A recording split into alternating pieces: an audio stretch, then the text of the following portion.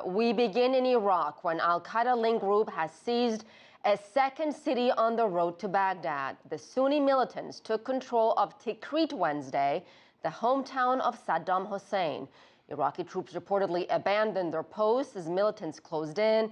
Just a day earlier, the insurgents seized Mosul and advanced on Iraq's biggest oil refinery in Baiji. All three cities lie along a major highway leading to the capital. CCTV's Wisam Bayati is live in Baghdad with the latest. Yes, in fact, the Iraqi security forces have responded to the current security threat by imposing the curfew 2 hours in advance, in addition to, as usually, Baghdad is witnessing the curfew hours starting from 12 o'clock and midnight. But today they have imposed the curfew starting from 10 o'clock or 2 hours before the usual time.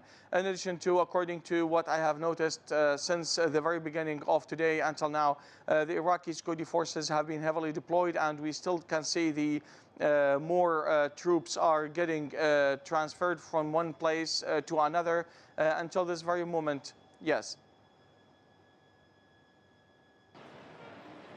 Tensions are running high in Iraq as militants loyal to al-Qaeda continue to advance and take control of areas, cities and provinces in the north of the country. Fighters with the Islamic State of Iraq and the Levant, or ISIL, have taken full control of the second largest city of Mosul and Salah ad-Din provinces.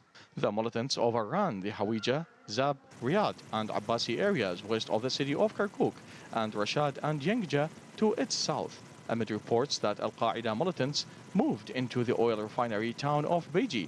Officials said soldiers in the area were apparently ordered to depart, allowing militants to move in and raise their flag over the police station. The takeover in Kirkuk came after militants from the same group seized control of Mosul and the surrounding province of Nineveh on Tuesday. Nineveh has long been a militant stronghold and one of the most dangerous areas in Iraq that also shares a border with part of western Kirkuk province. Militants also seized two areas of Iraq's Salah ad-Din province on Wednesday as they moved into Sinia and Suleiman Bek, both located north of Baghdad. Iraqi officials have stated that the ability of the militants in imposing their control on the province of Mosul is showing their capabilities and the threat to the country.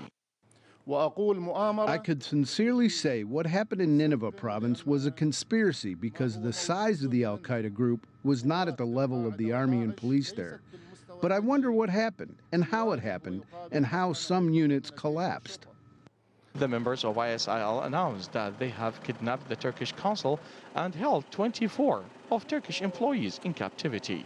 The extremists' capture of Mosul and its surrounding areas pose significant challenges to the central government in Baghdad that is yet to kick off a large-scale military offensive against al-Qaeda militants, which military experts believe is likely to be very costly both militarily and economically. Yes, according to what we have noticed here in Baghdad is the Iraqi, until this very moment, the Iraqi troops are still getting deployed in the capital Baghdad. And as we were speaking right now, a few bullets were shot in the air nearby our place. But at the same time, the checkpoints are, as I mentioned, conducting a sharp measures, and the curfew has been imposed since more than 2 hours ago. The Iraqi people have actually showed concerns towards the security situation, and they are still to remain home. Yes. All right. Thank you so much, Wisam Al-Bayati, live in Baghdad.